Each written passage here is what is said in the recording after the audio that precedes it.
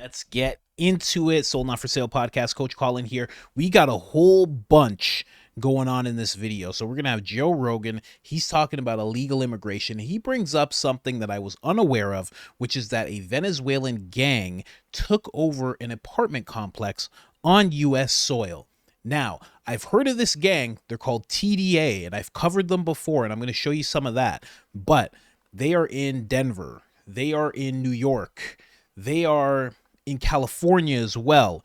They are doing all sorts of stuff, smuggling, taking over apartment complexes, obviously. So we're going to be going over a whole bunch in regards to that gang and what they're doing. And then we're going to go into voters, illegal immigrants being registered to vote. There's two instances of this happening, one in Texas, one in Alabama. Alabama found 3,200. Texas found an undisclosed amount. They're not really sure, but they've had this problem before, and it was in the tens of thousands. So I'm going to be showing you that. I'm going to be showing you the gangs. I'm going to be showing you Kamala Harris being the border czar. There's a whole information dump on this one. There's like 12 clips that I'm going to be showing you, but we'll start with Joe Rogan as always. Let's go. The economy was amazing. It was a force, and she started with Kamala. Now is taking over the whole no tax on tips. Yeah, trying to take that over, trying to say that she's never was the border czar, and that from day one she's going to do something about it. I think there's like 4 or 5 months left in the administration right now. Why don't you do something about also, it now? Also, denying she was the border czar when there's hundreds of people talking on television calling her the border czar. Oh yeah, it's nuts. Yeah, that's the including craziest Joe gaslight. Biden himself. Yeah, said border czar. Yeah, they said it on CNN, czar. and then CNN later saying she was never the border czar. Yeah. Oh, she wasn't. Yeah. Well, why'd you say it back then? You guys are misinformation. Yeah. So, she did go to the border. She went to the border of Nicaragua and the bordering country or whatever. Talking about the root cause and all that stuff. Well, yeah, the root cause. It seems very coordinated, doesn't it? The border thing. Yeah. That one I really want to know. Like, what are they trying to do? What's the end goal here? I mean, it seemed the obvious thing would be for the old idea that's for voters, that people coming into this country are naturally Democrats, but that's not really true. I have so many Latino friends, and the people that came here the right way, they can't stand what's going on because they really can't, and they have a tendency to really kind of get families and church and stuff to be become conservative and believe in the American dream, and that's not true. I mean, the only other thing would be the power, I guess, and you create definitely have less Republican votes, I guess they think, with that, and you create chaos, which is kind of another kind of Soviet tactic that they, if you want to foment revolution, that's what you do, create chaos. Yeah. So, that's really get into a conspiracy theory for that. Right. But I don't see the sense of it. And then I have people like my housekeeper, Josie, who was over here illegally for so long in her life. And finally I said, in fact, when Trump was going to get elected in 2016, she was like really, really afraid. And I said, you know what? We have to do this the right way. I'm going to apply for citizenship, and I'm going to sponsor you. And so we started the process then. Got her green card and everything to it. And she went through her citizenship test with me, which she was doing. She's failed twice, but I went through the citizenship test with her. She got everything perfect, but she goes over there and she gets treated like dirt. Right. Really. Which is crazy that people trying to do it the right way get treated like shit. Yeah, and she gets treated like she's doing something wrong or whatever. And I know she can pass it because I went through the whole thing with her randomly, and. Yet, if you come into this country illegally, they're going to pay for your hotel. They're going to give you $1,000 to spend. They're going to, That's so insane. Flee. What state do you want to go to? Yeah. And We don't get those rights. Well, it's just insane when we have so many poor people in this country that are U.S. citizens that aren't being taken care of, and you're just letting people come here. Yeah, veterans. Letting people come here illegally and giving them all this money. Like, what's the end game? Yeah. What is the end game? And also, because Kamala even Harris the mayor saying, of New York is complaining about it. Yeah. Well, he fucked up. Yeah. He used to call it a sanctuary city. We welcome anybody. And they're like, great. Yeah. Come on down. Yeah. Well, also, Kamala Harris has said that terrorists aren't coming in through the border. That's not true. They've arrested terrorists. Of course coming it through the is. border. That's been going on for a very long time. Yeah. I mean, even back to the Bush administration, where they would send floods of like kids. The cartel would come down to, people way down in Mexico said, "We're taking your kids," and that's it. And you couldn't say a single thing about it. The cartel runs Mexico, I believe. That's a fact. And just bringing them to the border, and in a flood of sending in a flood of kids or whoever to get across the border, embedded in that are terrorists. You send in 1,000 with 4 terrorists in it. The odds are a lot better of getting in here. Yeah, and that's been going on for a very long time. But it's just never been as porous as it is now, right? Because now it's not just porous; it's like an open invitation. Yeah. Which is just insane. And then if you want to come here from Europe, like say if you're a mathematician or something like that, or even a friend of mine from Estonia, he's a comedian. He's trying very hard to get his green card. It's a process.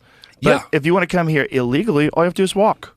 Right. They'll let you in. They give you a cell phone. They give you money. They'll put you up at a hotel. They give you free food. It's just crazy. Back there, they throw away their IDs and everything. Yep.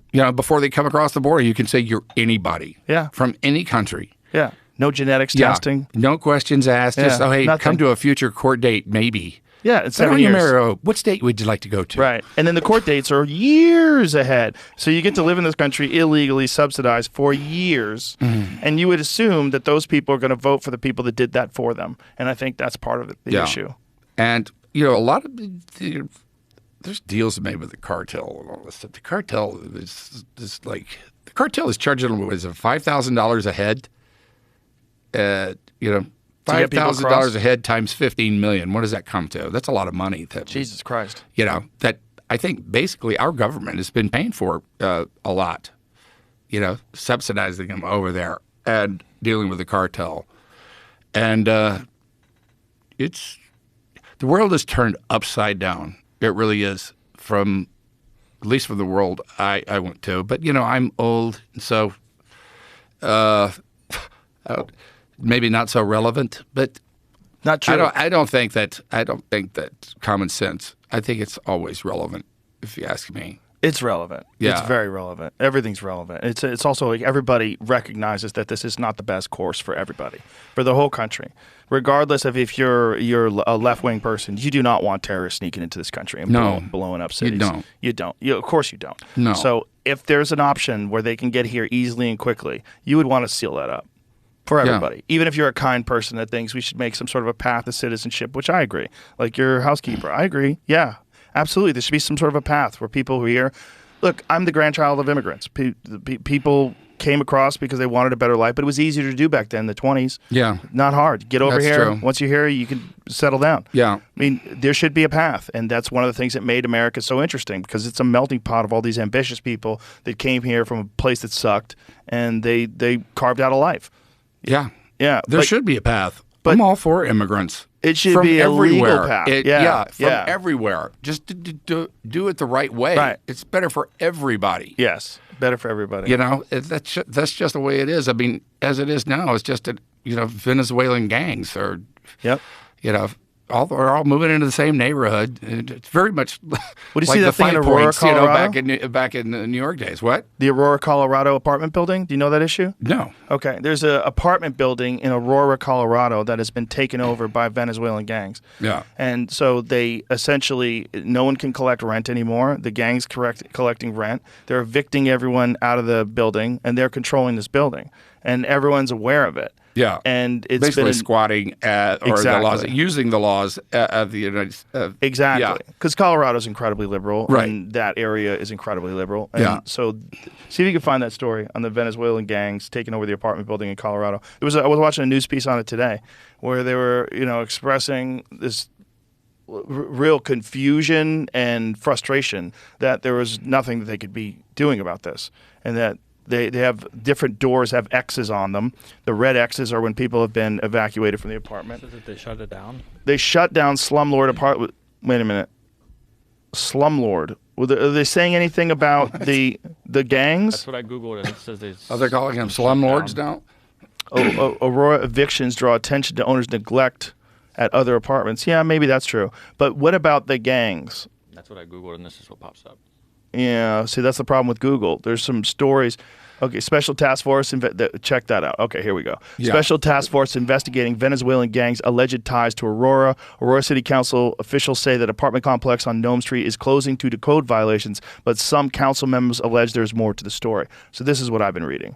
What I've been reading is that these Venezuelan gangs have occupied this thing. The gang known as Tren de Aragua started out as a prison gang in Venezuela, has expanded throughout the Western Hemisphere. Last month, the Biden administration designated the gang as a transnational criminal organization, accusing it of engaging in human smuggling and trafficking, gender-based violence, money laundering, and illicit drug trafficking.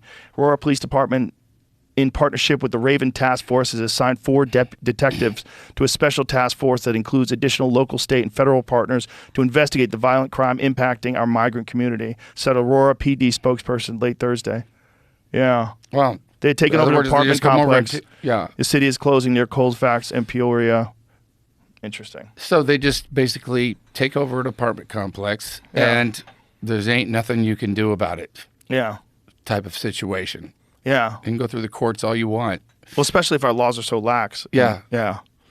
Yeah. That's not good. And No. if they're all flooding in through the border, and these are the type of people that are flooding, those guys aren't coming over legally, the Venezuelan gang members. So that is an effect of what this basically, especially Venezuela. I mean, that's been going on for a while. People trying to leave the country, and then they empty the jails, like Castro did. Empty the jails and let them come out. Because the gangs they're a political force. At some point they become a political force. Yeah. Because how many that takes, but that's what they're doing. Especially when you have warfare almost. You have things like defunding the police and this lack of appreciation for law enforcement. Yeah. And no cash bail. It's just a slap on the wrist. All of it is crazy. You can beat up cops and it's okay. You can beat up cops as an illegal immigrant on film, and you just get let out of jail, and the kid's giving the Tupac double fingers to the... Yeah. Oh, man. Crazy. Wow. This is what is the end game of this type of behavior, and how is there no course correction? That's what's scary to people, and what should be scary to people, because this seems like if I wanted to throw the country into complete chaos, that's how I would do it. Of course. I'd have gangs come in through the border. That's the way Stalin did it, They were involved in Stalin in his earlier his career, that they robbed banks. Wow. That's what they did. They were a gang and basically mayhem, but they robbed banks to finance the cause. It's very interesting. I've been reading about Karl Marx's life, right? I went through all that, and then Stalin's life as well. And if you listen to how Marx was growing up and how he was as an adult, as he became the Karl Marx that we all know, he is the epitome of woke victim culture. He just felt like his family should just give him money. He would throw tantrums about it. He was very entitled. Very interesting. Then Stalin. Stalin is the epitome of what you would think of as an Antifa member. Like he just said, close to like a gang member, willing to really do damage to people, to property, businesses, government. It's very interesting to see the two. I've just finished reading about Karl Marx and getting into Stalin. It seems it's wild how they mirror woke culture in those two aspects. Woke, entitled, sissy people and Antifa members, which, sometimes they correlate and sometimes they intersect. But let's get into this whole thing. There's a whole information dump. Joe was right. It was Colorado. Aurora, Colorado. He said the name of the gang. It's Tren de Aurora or something like that. I don't know how to say it, but they go by TDA. That's what all the police departments and whatnot know them by. Just really quick, I guess we'll just go through this. Kamala Harris being the border czar. A lot of people dispute it. I've talked about this before. Let's just go through it again. This is before Biden dropped out of the race. Quote unquote border czar.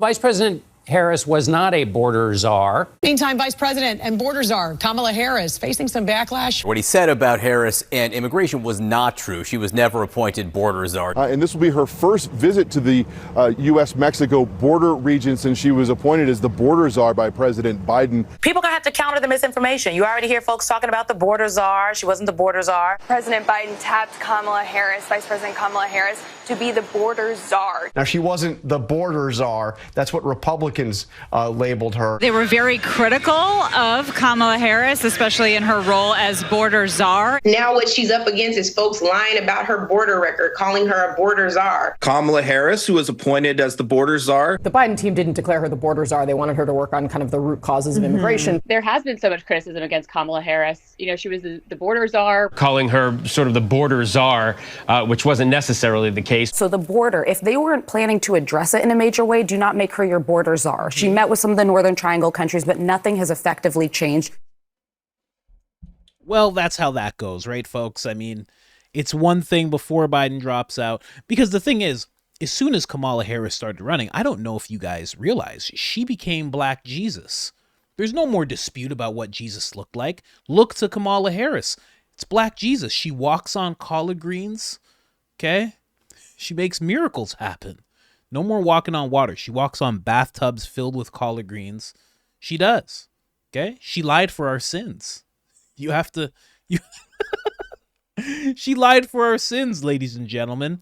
Then there's actual documentation. This is from congress.gov.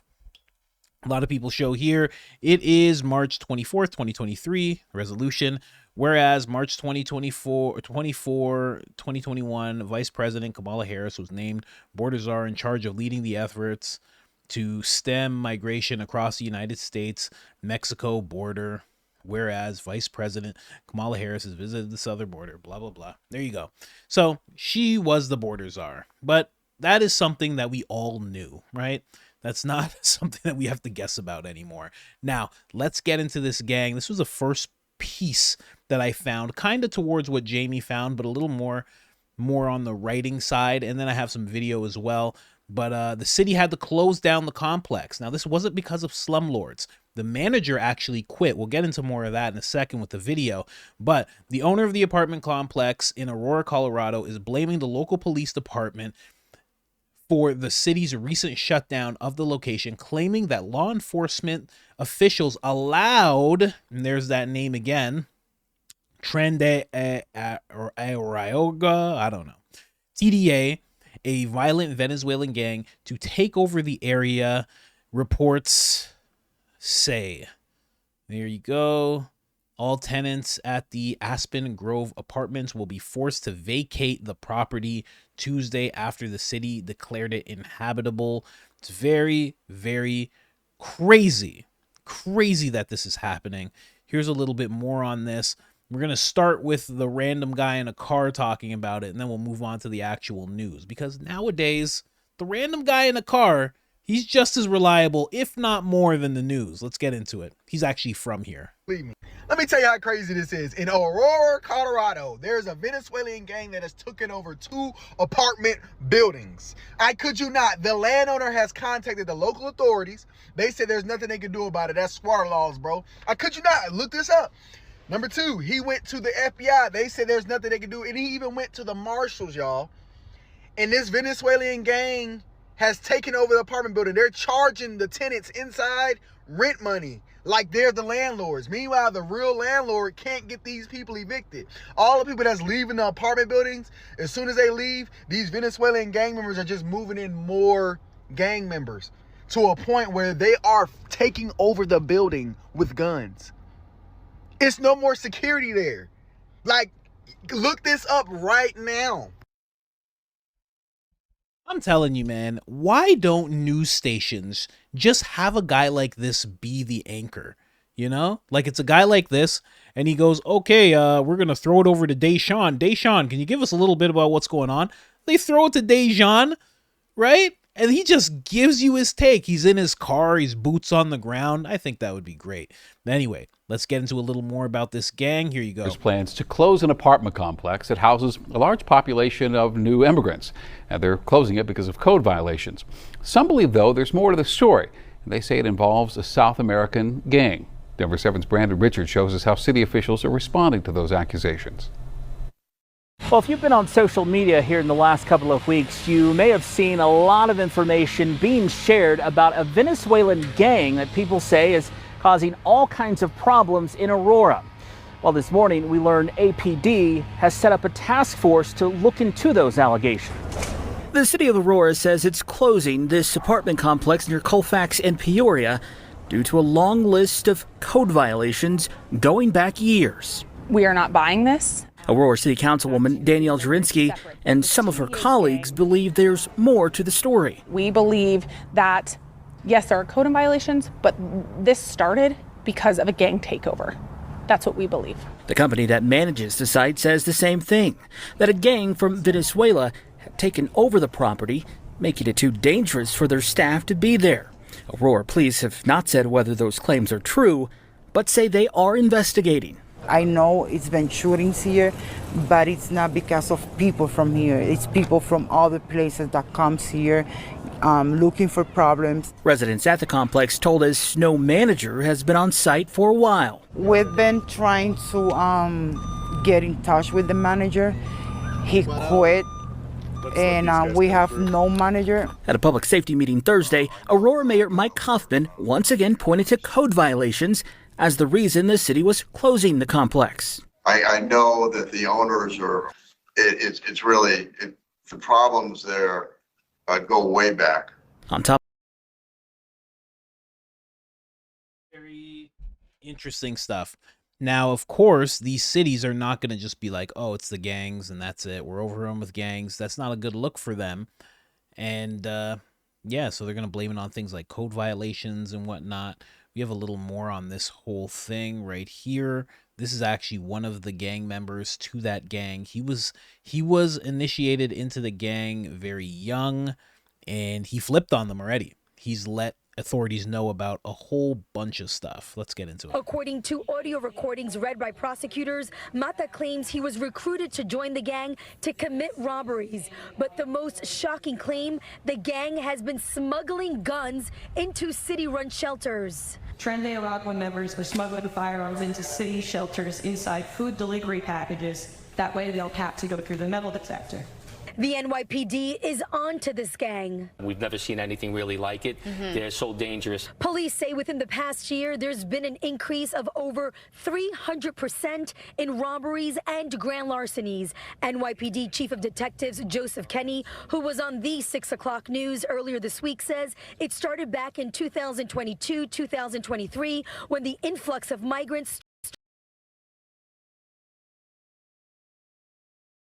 gang members have no respect for law enforcement. In fact, that they were learning through intelligence debriefings that they're actually instructed to shoot police officers if confronted. According to the NYPD, that's what happened on June 3rd when the two officers tried to pull Mata over for driving an unregistered scooter the wrong way on a one-way street in East Elmhurst. Mata telling investigators that shooting at police officers is what they do in his home country. Venezuelan police officers get shot often in my home country because criminals feel there is a chance of getting away. Crazy. So, this kid right here who's in the wheelchair, and not to laugh, but it's a little funny that he ends up in the hands of the NYPD. He shot at two cops, and they're just standing there like, I don't know how he got in a wheelchair. What do you mean? Yeah, he's in a wheelchair. It's a brand new wheelchair. It's nice. I don't know. That's why I don't know. You shoot at cops. I don't know. Sometimes you end up in a wheelchair. I don't know. Ask him. He doesn't speak English. I don't know. He ended up in a wheelchair. Sometimes you walk. Other times you end up in a wheelchair. I don't know. It's amazing. Only in this case, because these guys are infiltrating the country like crazy. And mind you, I'm sure you noticed, this is a story in New York. The other story is in Colorado. This gang has already spanned out. Now, what this young gentleman let everybody know was they're smuggling firearms into the shelter. Not just that, they're smuggling this drug called Tucci or something like that. It's pink powder. They've been smuggling that into the shelters as well. So they're using these shelters as exchange points. They're using these shelters as recruiting points as well. You know, you have nothing, you're sleeping on a cot. It's like, hey, let's go make money. You can make money. The government will still give you money. You can sleep here if you want. We could probably get you an apartment, things of that nature. So they're really infiltrating quite a bit. And I've heard stories about them actually teaming up with another gang, I believe an Ecuadorian gang in Michigan, and they were doing high-priced, I shouldn't say high price, they were in a nice area doing jewelry heists, basically breaking into houses, looking for jewelry, other expensive things. So this gang is hitting some states. They're making ground. And here's the thing. When it comes to these guys, I'm going to play this clip right now. When it comes to these guys, if you're from Venezuela and you don't want to be the 10,000th person saying I'm from Venezuela, you can just, especially if you have a record there, maybe you're released from prison, you could just say I'm from Mexico.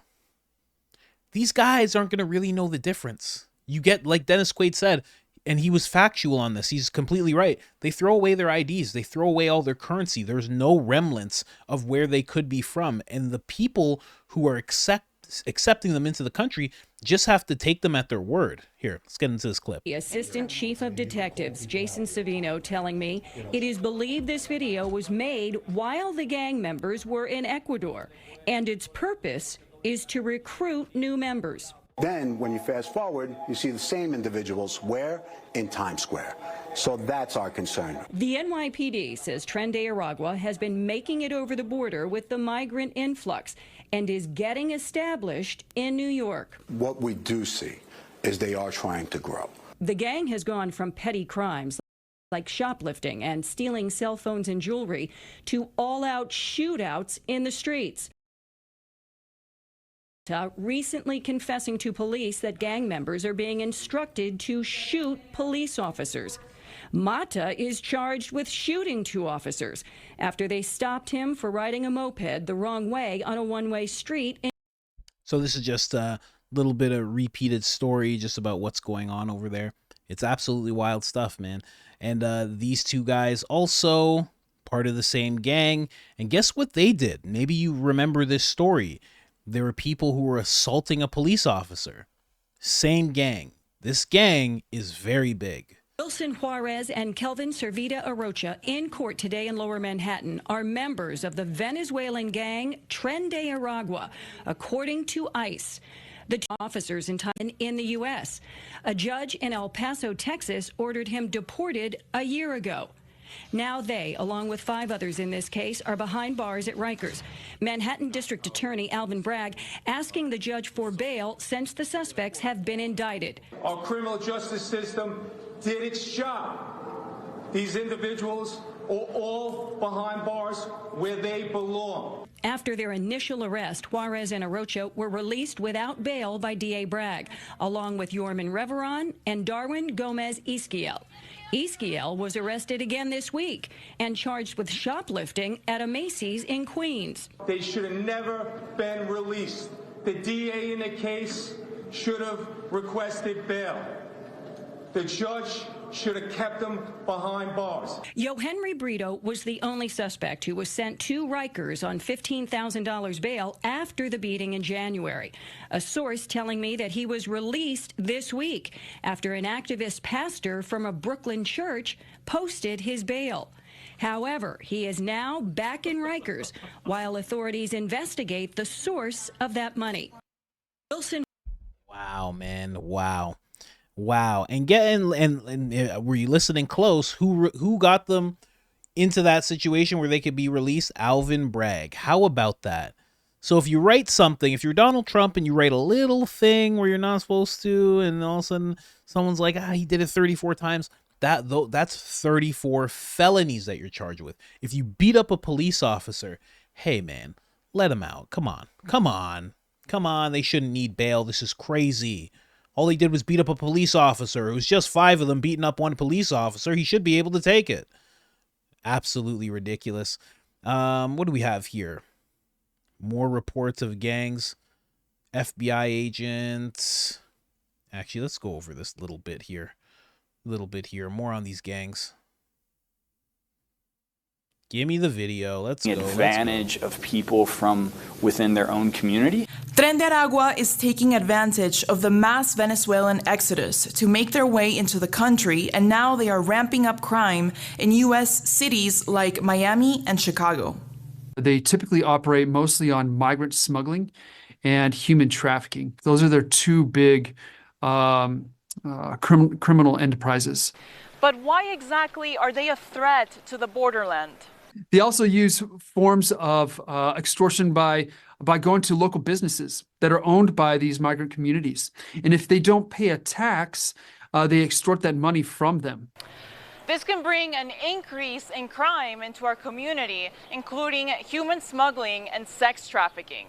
And so the same thing what's happening in South America is now going to start happening here in the United States amongst these Venezuelan communities in the U.S. It's so wild that this is the other side. You know, there's one side that Kamala Harris, Biden, they all focus on, which is, no person's illegal. There should be a path to citizenship and, don't separate children from families. And they just pull at the heartstrings of everything. But underneath it all, this is what's happening. And the fact that they could possibly know, because how could you not know that all this is happening and they're still like Kamala Harris, if she gets elected, she wants more of this. She wants to, there's certain centers where these people are all detained, okay, certain places. She wants to release them all into the cities that are sanctuary cities, wherever they need to go. This is madness. It's absolute madness. I figured I'd just throw this in. California, close to approving $150,000 loans for illegal immigrants to purchase homes. What's happening, man? What's happening? How many slaps in the face does it really take? Oh, that's my other channel. I didn't mean to plug that. But I did want to talk about illegal immigrants getting registered to vote. That is a real thing. This is Kevin Paxton sitting down with somebody. He did an undercover operation that actually uncovered non-citizens being registered to vote. Listen to this article, and then I'm going to show you another article that's going to be surprising as well. Especially when you find out when the... Quiet down. Sorry, that was just more me. Here, let's play this. Action to stop potentially illegal Democrat efforts ahead of the 2024 election. Tell us what you found and what you plan to do. So we've actually just started the investigation, but we already know we've been to several DPS locations where you get your driver's license, and where a citizen can normally register to vote.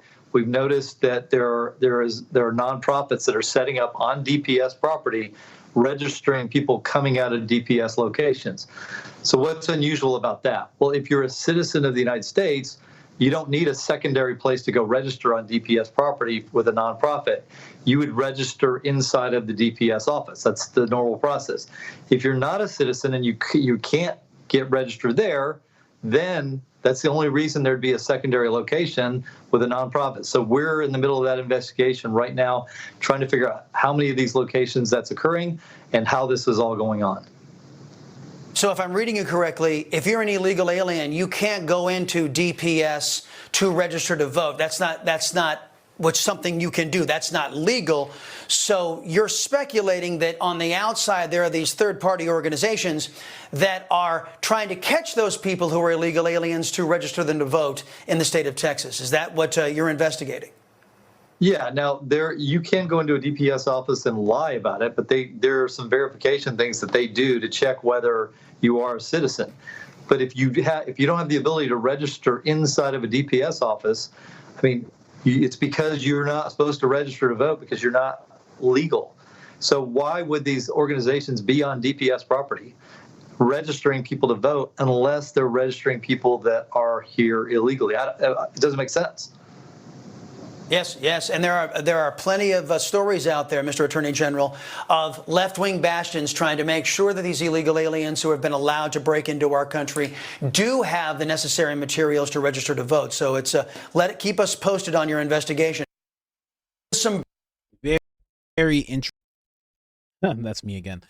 Yeah, so that's what's going on with Kevin Paxton. It's funny that this gentleman right here, he said this is what you're speculating, but in actuality, they have been doing this undercover for quite some time, and it's not speculation anymore. This is actually what's happening. They're just trying to figure out more about these organizations that are actually allowing this to happen, and then I guess they have to actually take action. I don't know if arrests will be made.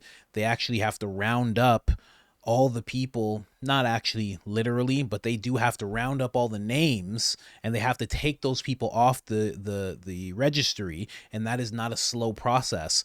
But I'm sure Kevin Paxton, because of his political leanings, he is looking to get that done before it's time for everybody to vote, because it can, it's just me on the screen, Jesus.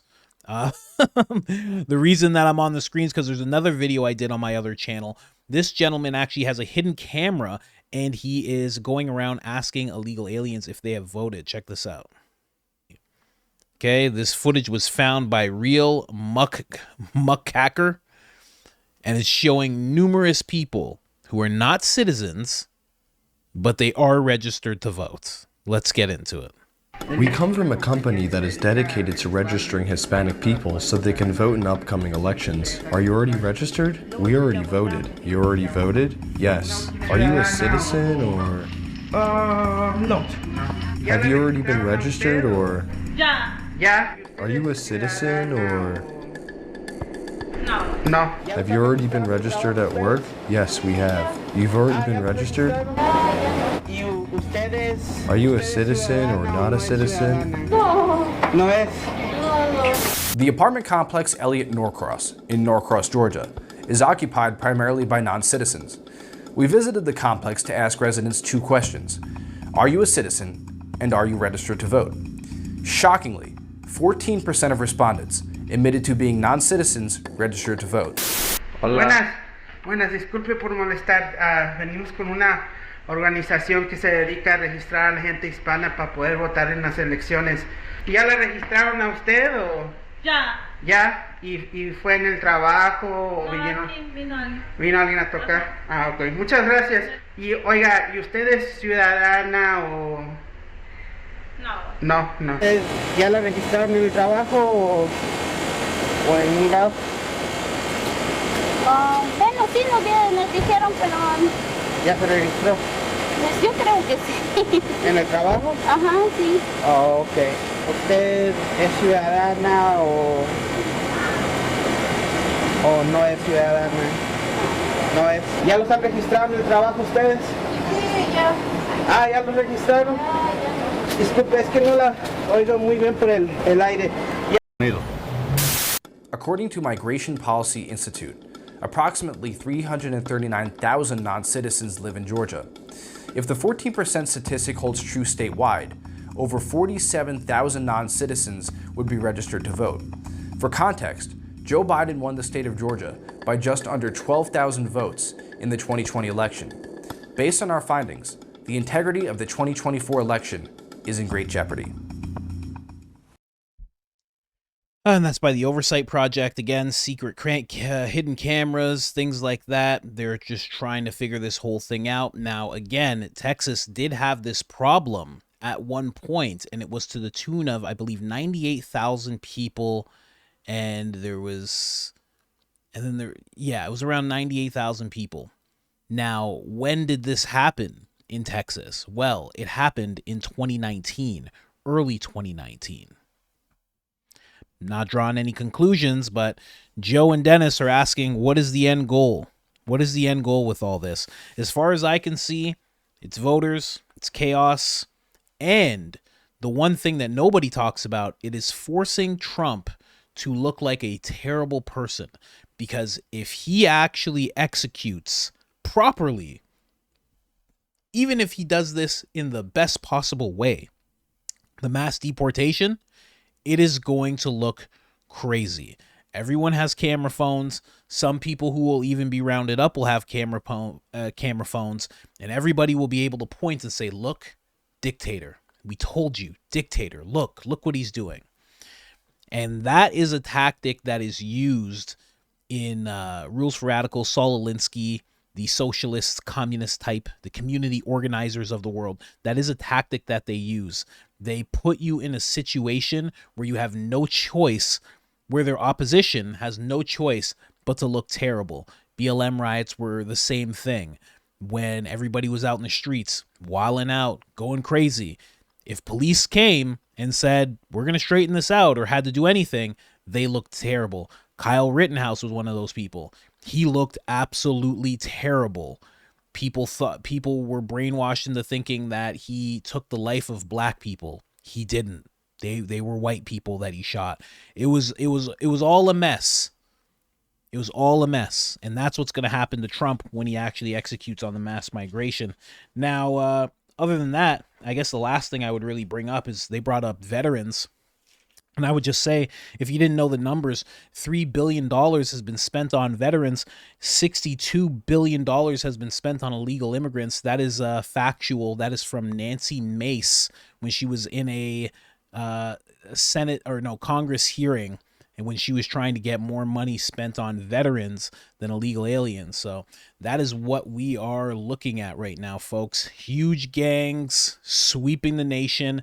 They're not everywhere, but they're in many places, and they are doing damage. So I told you, it was an information dump. I just wanted to bring all that to you right now. We're running a little long. We're at 41 minutes. Anyways, guys, like, subscribe, turn on the notifications. It helps the channel tremendously. And other than that, I'm out.